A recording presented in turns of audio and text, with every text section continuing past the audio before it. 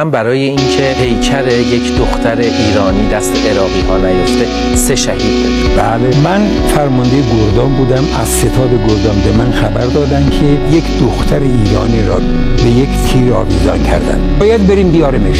نه، این تومه است برای ما که واقعا میخوام ما را تحریک کنه که مثلا ما ناموس شما را اینجوری تحریک. در هر صورت باید بیارمش.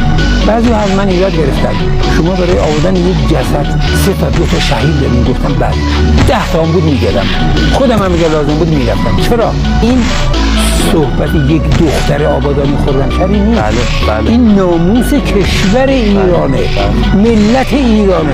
چجوری من قبول کنم جسد یک دختر ایرانی اونجا آویزون بشه من بمونم؟